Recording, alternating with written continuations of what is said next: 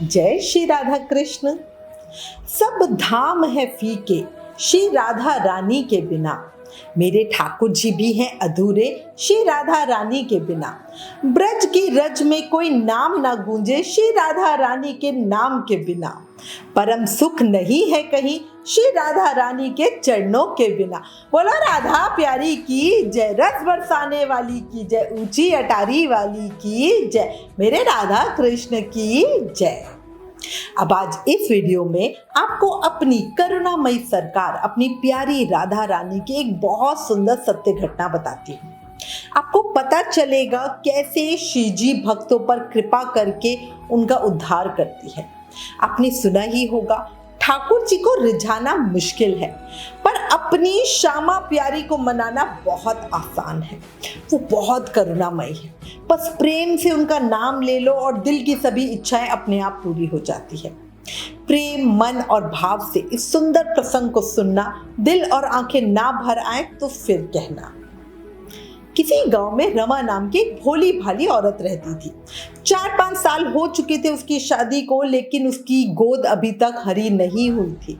रमा और उसके पति बालक के लिए बहुत तरसते थे। परिवार में सभी लोग कहते थे। उसकी सास को भी बहुत चाव था कि वो जल्दी से दादी बने, पर समय का विधान कह लो, प्रभु की माया कह लो, इसमें तो किसी का क्या ही बस चलता है। एक दिन रमा के मोहल्ले की 8-10 औरतें राधा अष्टमी में किशोरी जी के दर्शन करने के लिए बरसाना धाम जाने का प्रोग्राम बना रही थी। उन्होंने रमा और उसकी सास को भी साथ चलने को कहा। रमा की सास बोली कि आप लोग रमा को साथ ले जाओ, क्योंकि हम दोनों एक साथ तो घर से जा नहीं सकती हैं, घर में मेरे बेटे और पति के खाने की दिक्कत हो जाएगी। अब जब रमा ने सुना कि सासू माँ मुझे भेज रही है तो वो तो बड़ा खुश हो गई। रमा पहले कभी भी बरसाना धाम नहीं गई थी। वो बहुत उत्साहित थी, बहुत उत्सुक थी बरसाना जाने के लिए। ऊपर से उसकी सास ने रमा से कहा कि बेटी जाओ, किशोरी जी बहुत करुणामयी है, शायद वो ही तेरी गोद भर दे। और बस ये बात सासू माँ के ना रमा के दिमाग में बैठ गई थी और उसके मन में भाव था कि मुझे जाना ही जाना है और मेरी करुणामयी सरकार, क्योंकि उसने इतनी कहानियां सुनी थी, कान्हा जी को मनाना है, रिझाना है तो राधा प्यारी को करो, राधा प्यारी ने इसके लिए ये कर दिया, वो कर दिया। जब हम इस तरह की घटनाएं सुनते हैं ना, हमारे मन में अपने आप आशा के फूल खिलने लगते हैं। अब रमा के जो पति थे उन्होंने भी रमा को जाने की आज्ञा खुशी खुशी दे दी। हालांकि इससे पहले कभी भी वो 8-10 दिनों के लिए ऐसे अकेले अपने पति से दूर कहीं भी नहीं गई थी, पर फिर भी वो इस बार जाने के लिए बहुत उत्साहित थी। रात की गाड़ी से सबको बरसाना धाम जाना था। अब कई बार क्या होती है, भक्तों की परीक्षा होती है, या होनी का विधान कह लो। रमा की परीक्षा उसी दिन हो गई और हुआ क्या, शाम को रमा के पैर में चोट लग गई। उसे चला भी नहीं जा रहा था। दर्द इतना भयानक कि सहन भी नहीं किया जा रहा था। अब उसकी सास बोली कि तू मत जा, फिर कभी चले जाना, ऐसी हालात में तुम नहीं जा सकोगी। लेकिन रमा नहीं मानी।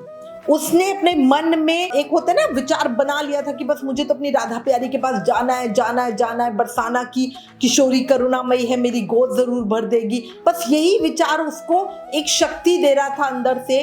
और यही सोच के रमा बोली कि मेरे को कोई ज्यादा तकलीफ नहीं हो रही है माँ जी, मैं ठीक हूँ। रमा और मोहल्ले की औरतों के साथ राधे कृष्ण का जयकारा लगाती हुई बरसाना धाम के लिए हिम्मत करके चल ही पड़ी। सारी रात गाड़ी में रमा और वो औरतें 1 मिनट के लिए भी नहीं सोई, बस राधे कृष्ण का जाप करते रहे।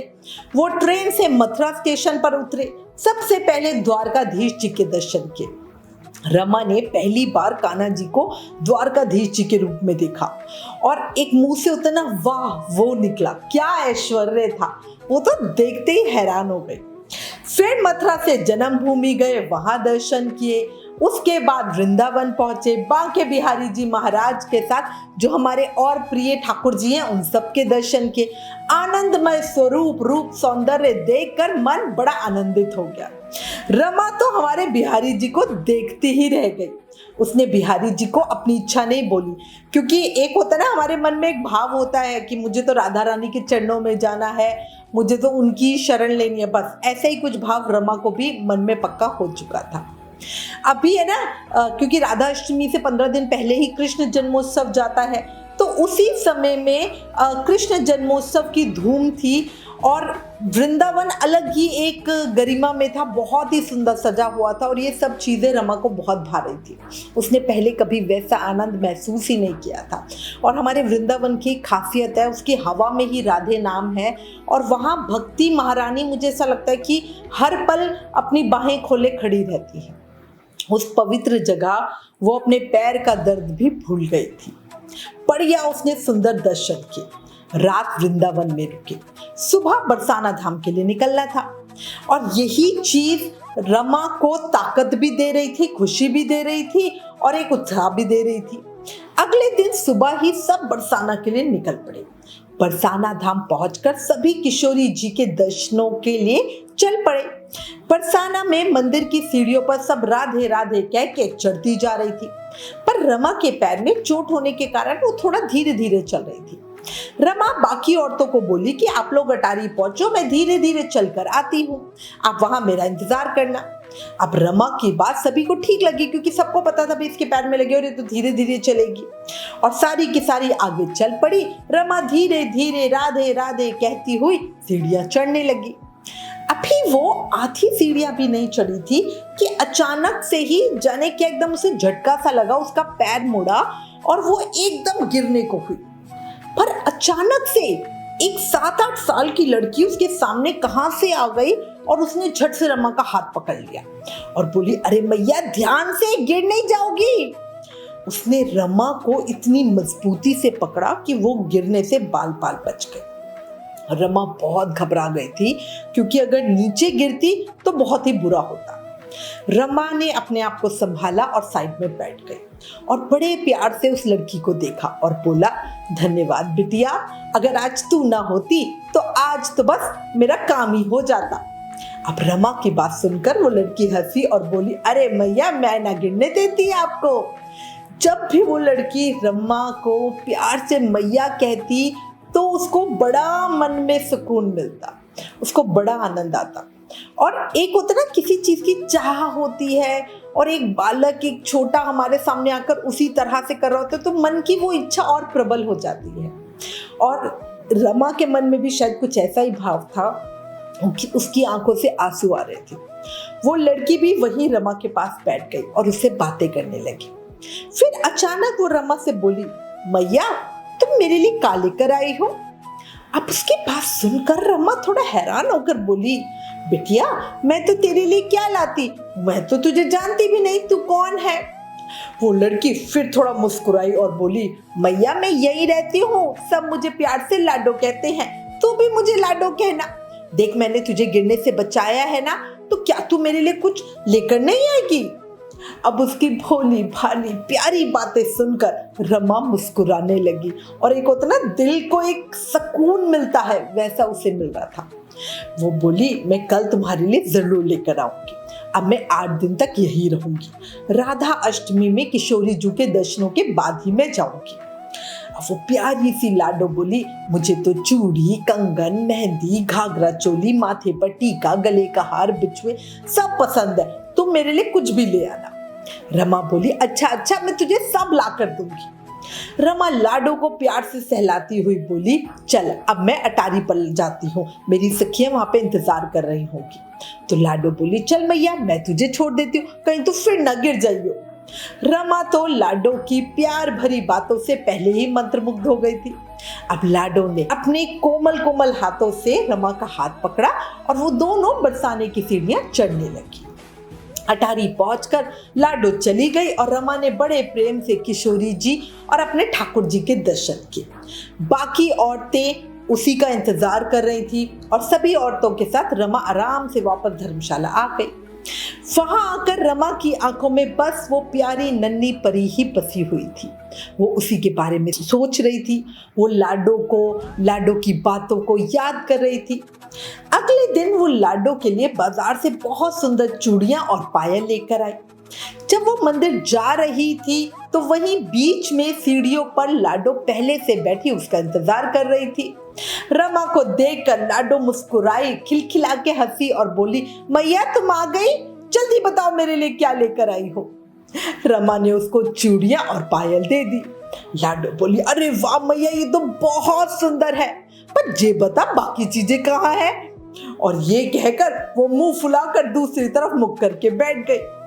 हाय, उस समय लाडो साक्षात राधा प्यारी सी स्वर्ग की अप्सरा या कोई बहुत प्यारी परी ही लग रही थी। मोटे मोटे उसके गाल और ऊपर से लाल लाल हो रहे थे। रमा का मन ममता से भर गया। उसने लाडो को सीने से लगा लिया और कहा, मैं अभी 8 दिन यही हूं ना, रोज कुछ ना कुछ तेरे लिए लेकर आऊंगी। अगर मैंने तुझे एक ही दिन सब कुछ दे दिया ना तो फिर तू भाग जाएगी और मुझसे मिलने नहीं आएगी। अब ये सुनकर लाडो हंसी, रमा को गले लगाया और हंसती हुई वहां से भाग गई। अब रमा रोज उसके लिए कुछ ना कुछ लेकर आती और लाडो भी सीढ़ियों पर प्यार से उसका इंतजार करती। रमा उसके लिए मेहंदी, गले का हार, अपने हाथों से लहंगे चोली पर मोटा मोटा गोटा लगाकर और भी बहुत सारी जो सजने की बच्चों की चीजें होती है वो उसके लिए लेकर आई। एक दिन जब रमा लाडो से मिली तो उसके साथ एक लड़का था, तीखे नैन नक्श, सांवला, सलोना और बहुत सुंदर। चेहरा ऐसा कि नजर ही नहीं हट रही थी। था तो वो काला, बट काले तो हमारे कान्हा भी हैं, बट नैन नक्श तीखे ऐसे कि बस उसे देखो तो देखते ही रह जाओ। रमा ने लाडो से पूछा, बेटा ये कौन है? तो लाडो बोली, मैया ये मेरा सखा है, हम लोग हमेशा साथ साथ ही रहते हैं। मैया कल तुम इसके लिए भी कुछ लेकर आना। वो लड़का घुंघराले वालों वाला दूर से ही रमा को बड़ा ही प्यारा दिख रहा था। रमा ने उसको अपने पास बुलाकर अपनी गोदी में बिठा लिया और उसे प्यार करने लगी। आज रमा के मन में एक अलग सी शांति थी, एक अलग सा एहसास था। वो सोच रही थी कि जब उसको बेटा होगा तो वो भी बस ऐसा ही सुंदर सजीला हो। रमा ने लाडो से बोला, कल मैं तेरे सखा के लिए भी जरूर कुछ लेकर आऊंगी। अगले दिन रमा बाजार से सुंदर धोती कुर्ता और मोर पंख वाला एक मुकुट ले आई। अब रमा ने सोचा, भाई कल राधा अष्टमी है, बच्चे राधा कृष्ण के रूप में सजेंगे, झांकियां करेंगे तो बहुत मजा आएगा। रमा उन बच्चों से मिलने को इतनी उत्सुक थी कि वो समय से पहले ही मंदिर पहुंच गई। उसका बच्चों से मिलने का स्थान भी निश्चित था। अब वो धीरे धीरे सीढ़ियां चढ़ती हुई पहुंची तो उसने देखा दोनों बच्चे वहां बैठे उसका इंतजार ही कर रहे थे। वहां पहुंचकर रमा पहले दोनों से मिली, उन्हें प्यार किया, लाड लड़ाया। उन बच्चों पर रमा की ममता उमड़ उमड़ कर आ रही थी। खूब बातें करने के बाद रमा ने उस लड़के को लाइवा जो धोती कुर्ता और मोर पंख वाला मुकुट था वो दिया। अब रमा बोली, लाडो एक बात बता, तू मैं तेरे लिए कितनी सारी चीजें लेकर आए पर तूने कभी मुझे पहन कर दिखाई तो नहीं। मैं भी तो देखूं कैसी लगेगी तेरे ऊपर, मेरा नाप, मेरा आइडिया सब ठीक है कि नहीं है। तो लाडो बोली, ठीक है मैया, कल राधा अष्टमी है, कल ही पहन लूंगी। और ये कहकर दोनों वहां से चले गए और रमा मंदिर के दर्शन करने के लिए वापस मंदिर की तरफ चली गई। अगले दिन राधा अष्टमी थी। मंदिर में लाखों की संख्या में लोग आए हुए थे। भीड़ ऐसी भयानक कि पैर रखने की भी जगह नहीं। रमा और उसकी सहेलियां धीरे धीरे बरसाना की सीढ़ियां चढ़ रही थी और सारे भक्त राधे राधे राधे राधे बोले जा रहे थे। अब रमा वहां पहुंची जहां हर रोज लाडो और रमा मिला करते थे, पर आज ना तो वहां लाडो थी ना लाडो का सखा था। लाडो को वहां नहीं देखकर रमा ने सोचा कि भाई आज तो भीड़ बहुत ज्यादा है, उत्सव का दिन है और इसीलिए शायद वो यहाँ नहीं आई होगी, आज बच्चे कहीं झांकी वगैरह कर रहे होंगे। अब वो अटारी दर्शनों के लिए पहुंचे। भीड़ ऐसी कि भाई घुसा ना चल। मंदिर में बहुत ज्यादा भीड़ थी। मंदिर में हर तरफ राधे राधे राधे राधे की बस गूंज बनी हुई थी। कोई नृत्य कर रहा था, कोई सखी रूप में था, कोई गायन कर रहा था, कोई अपना मृदंग बजा रहा था और हर जगह कीर्तन हो रहे थे, मंडलियां आई हुई थी। बड़ा ही अद्भुत समा था। बहुत भीड़ होने के कारण रमा अंदर मंदिर तक तो पहुंच गई पर उसे दर्शन नहीं हो पा रहे थे। फिर भी रमा ऐसे तैसे मेहनत करके भीड़ को चीरती हुई अपनी राधा प्यारी और कान्हा के दर्शन करने के लिए आगे की तरफ बढ़ी। और जैसे ही उसने दर्शन किए तो मतलब समझो एक पल के लिए तो वो जैसे पत्थर हो गए, बिल्कुल स्टैचू। क्योंकि सोच नहीं सकते हो आप, किशोरी जू ने वही सब सामान पहना हुआ था जो रमा ने लाडो को दिया था। वही मोटे गोटे वाला नीले रंग का लहंगा, वही पायल, और ठाकुर जी ने भी वही धोती कुर्ता और मोर के पंख वाला मुकुट पहना हुआ था। और भाई एकदम देखते उसके तो रोंगटे खड़े, पसीने से उसका हाल बुरा। और वो सोच रही है कि ये गहने कपड़े किशोरी जू ने कैसे पहने हैं, ये तो मैंने लाडो को दिए थे। और ब्रह्मा ऐसे तैसे घुसती घुसती बिल्कुल अंदर तक पहुंची। वहां पे जाके उसने पुजारी जी को पूछा कि आज की वस्त्र और श्रृंगार सेवा किसने की है। तो पुजारी जी बोले कि आज वस्त्रों की व्यवस्था खुद लाडली जू ने स्वयं की है, पता नहीं कहां से। आज जब हमने मंदिर के पट खोले तो ये सब वस्त्र सामग्री वहां पे किशोरी जी के पास ही रखे हुए थे। राधा अष्टमी के लिए जो भारी लहंगा आया था वो हमने किशोरी जू को पहनाने की कोशिश की, पर उन्होंने उसे पहना ही नहीं। वहीं जब ये लहंगा उन्हें पहनाया गया तो ऐसे लगा जैसे किशोरी जी ने इसे स्वयं ही पहन लिया हो, और हमने भी इसे किशोरी जी की इच्छा मानकर इसी को पहना दिया। पुजारी जी की बस ये बात सुन के रमा तो बेहोश होते होते बची। उसको तो विश्वास ही नहीं हो रहा था कि जो लाडो उसको रोज मिलती थी वो उसकी साक्षात किशोरी जू थी, और वो कन्वा ठाकुर जी थे। रमा तो जैसे पागल सी हो गई। वो जल्दी जल्दी भीड़ को चीरती हुई उस जगह पे पहुंच गई जहां लाडो और कन्वा मिले थे। वो जोर जोर से पागलों की तरह चिल्ला रही थी, लाडो लाडो लाडो लाडो आवाजें लगा रही थी। और आज तो जाने लाडो कहाँ ही थी। शायद आज लाडो का ही दिन था। लाडो को तो लाखों लोगों को दर्शन दे रहे थे। रमा बौखलाई सी कहती जा रही थी, लाडो लाडो मेरी सोनी गोद की तूने लाज रखी है, तू खुद आके मेरी गोद में बैठी और तूने मेरे मन की हर इच्छा पूरी कर दी। तभी वहां उसकी सहेली आ गई और बोली कि क्या हुआ रमा, किसको बुला रही है। पर रमा कुछ बोल ही नहीं सकी, कुछ बता ही नहीं सकी। सब औरतें बोल रही थी कि चलो आज हमारी वापसी की ट्रेन है।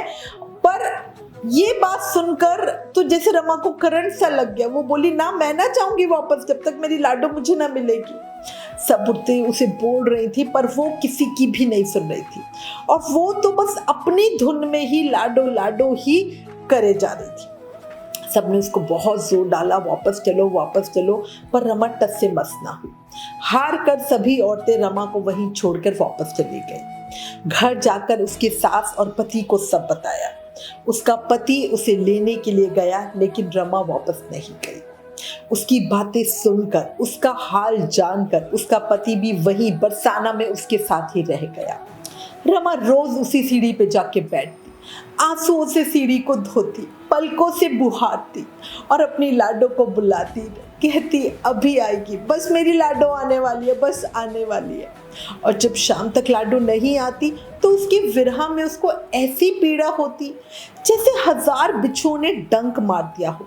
और उस पीड़ा में भी उसे इतना आनंद आता क्योंकि वो लाडो और कान्हा की विरह की, उसके प्रेम की पीड़ा थी। और इस तरह कैसे रमा को इंतजार करते हुए 30 साल बीत भी गए पता भी नहीं चला। पर रमा ने हार नहीं मानी। अब भी रोज अपनी लाडो का इंतजार उसी सीढ़ी पे करती। पर अब रमा बहुत कमजोर हो चुकी थी, आंखों से धुंधला नजर आने लगा था। पर दिन रात उसके मन में अपनी राधे प्यारी का जाप चलता रहता। एक दिन एक छोटी सी लड़की रमा का हाथ पकड़कर अटारी पे ले गई और बोली, मैया ये रही तुम्हारी लाडो। सामने रमा ने देखा उसकी लाडो बाहें फैलाए उसको बुला रही है। रमा तो खुशी से बावरी हो गई और तभी उसकी आखिरी हिचकी आई और वो बरसाना धाम की चौखट पे ही गिर गई। ऐसा लग रहा था कि किशोरी जू ने रमा के शरीर का नहीं, आत्मा का ही आलिंगन कर लिया है। बोलो मेरी राधा प्यारी की जय, करुणामयी सरकार की जय। राधा प्यारी ने इंतजार जरूर करवाया, पर रमा को वो गति दी जो बड़े बड़े संत भी तरसते हैं जिसके लिए। कई लोगों को लगेगा कि क्यों तो पहले राधा प्यारी आई और फिर बाद में क्यों नहीं आई। तो देखो, पहले तो रमा को पता नहीं था कि वो जिस बालिका से मिल रही है वो साक्षात राधा प्यारी है। पर पता चलने के बाद अगर लाडो उसको फिर मिल जाती तो उसी समय उसके प्राण निकल जाते। दूसरी बात, उसने दिन रात राधा प्यारी और कृष्ण दुलारे को याद करके अपने जन्म जन्मों के जो कर्म थे उनसे मुक्ति पा ली थी, क्योंकि बालक ना होना ये उसके पिछले जन्मों के कर्मों का दोष ही तो था। अब हमारे पास प्रश्न आते हैं, लोग पूछते हैं कि क्यों राधा कृष्ण की लीला वो नहीं देख सकते, क्यों वो निधि वन में रुक नहीं सकते। एक ने तो ये भी लिखा कि भगवान इतने निष्ठुर है कि देखने वाले को पागल ही कर देते हैं, अंधा कर देते हैं। पर बिलीव मी, ये भगवान नहीं करते। मतलब इंसान में इतनी क्षमता ही नहीं है कि वो उसकी लीला देख सके।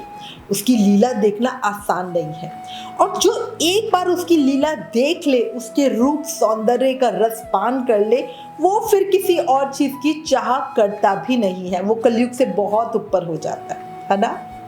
एक जयकारा, जय हो मेरी करुणामयी सरकार की, जय हो लाडो रानी की। श्री बरसाना धाम की पौड़ी 365 कहलाती है। 365 दिन ही हमें धाम की याद दिलाती है। जिन पर करती है श्री जी कृपा, उन्हें ब्रज धाम बुलाती है। राधा प्यारी जिन पर रीझ जाती है, उन्हें ही बरसाना बसाती है। बोलो ऊंची अटारी वाली की जय, मेरी राज दुलारी की जय, रस बरसाने वाली की जय। अगर राधा प्यारी की करुणा भरी इस सत्य घटना ने दिल को छुआ, आंखें नम हुई, मिलने को मन व्याकुल हुआ, तो प्लीज इस वीडियो को ज्यादा से ज्यादा भक्तों के साथ शेयर करें। भक्ति का प्रचार प्रसार करना भी एक सेवा है। Please like, share and subscribe. Thank you. जय श्री राधा कृष्ण।